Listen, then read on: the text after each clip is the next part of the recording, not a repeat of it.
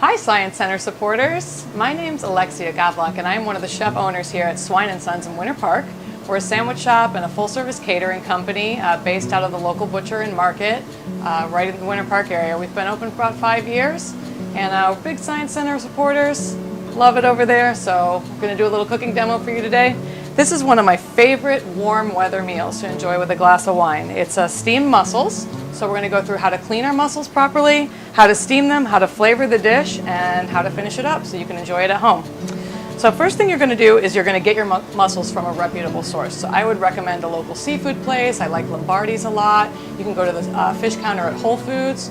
And what you want to look for is mussels that don't smell fishy, you don't want any aroma, you just want them to be clean and tightly closed. So I'm going to show you 2 different things that you might encounter when you buy your mussels. This recipe calls for 2 pounds of mussels, so I would go ahead and buy the 2 pounds and take a close look at them. And if you feel like they look like some of them are open, you might want to buy an extra pound because you will get some loss. It's not abnormal to find some mussels inside your bag that are going to look a little bit like this one. So this one's a little open, meaning that it's died. You don't want to use dead mussels. You definitely don't want to use ones like this guy. He doesn't look too good. So you want to look for ones that are really tightly closed. That means that they're still alive. So this is a great example of that. This guy here, tightly closed, but see this little thing sticking out? This is called the beard.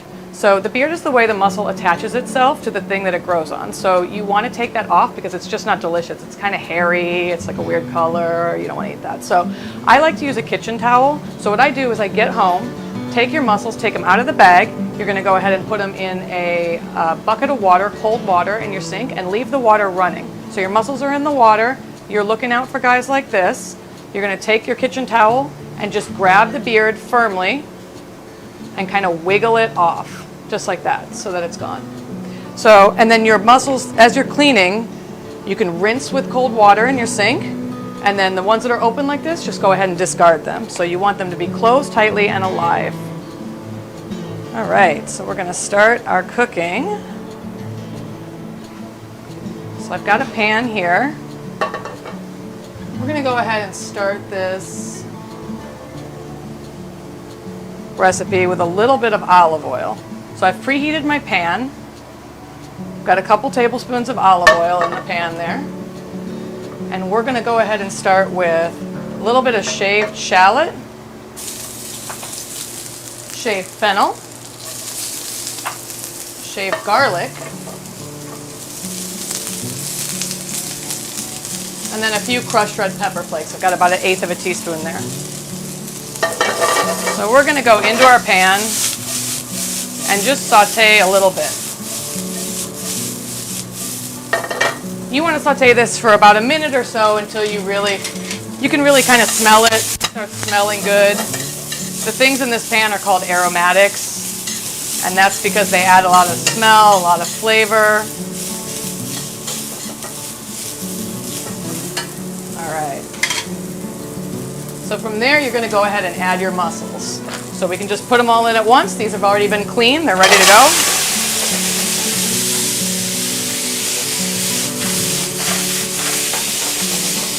I'm going to give them a nice toss. A little bit of salt here.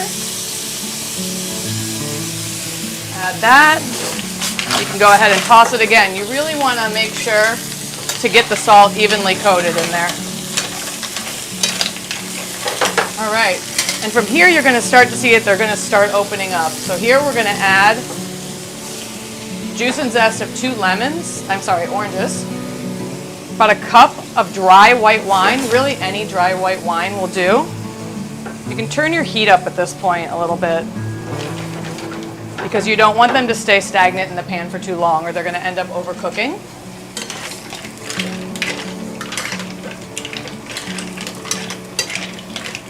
So this is the part, and it's fast. You don't want to overcook them. So you can see here that they're already starting to open up. And this is what you're looking for, is for them to start popping open like this. You're just going to let your broth kind of cook for a second. It's okay to keep this on high heat. You want this to happen pretty quickly. Let's throw in our herbs. So I've got fresh tarragon. It's really nice with the orange, and then fresh thyme. And I'm also going to add some butter at this point. So this is a little bit less than a 1/2 pound of butter.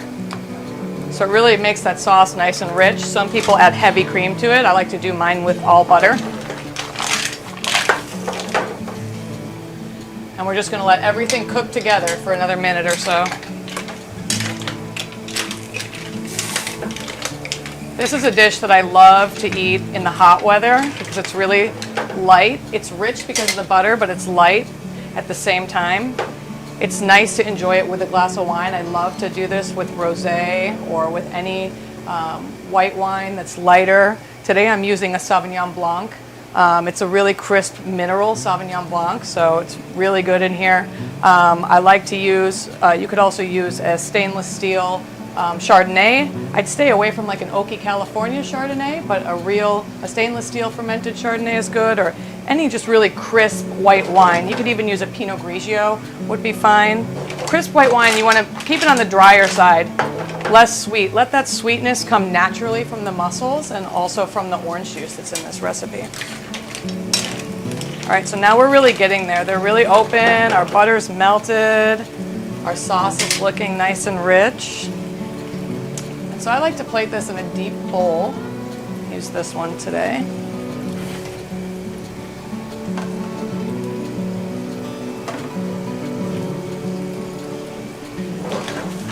This smells awesome. I can smell the oranges, the tarragon, thyme. And that's it. So that's what you want to see. You really want to see the mussels still look plump and fat. You don't want to cook them too long or they really do overcook. And if they overcook, they become a little bit rubbery, which you don't want. So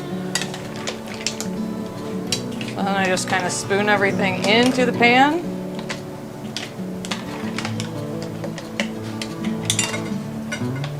With the broth.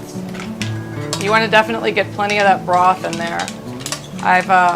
I'm going to serve this with some grilled bread, and so you want the broth so that you can sop it up with the bread. It's one of the best parts for sure. All right. And so I actually hung on, since we have the fennel in it, I hung on to some of my fennel fronds. One of the things I like about fennel is it comes with built-in garnish, so if you save the tops of it, you can actually use these little fronds, and they taste like fennel. They add some nice greenness. So there you have it. Nice bowl of steamed mussels.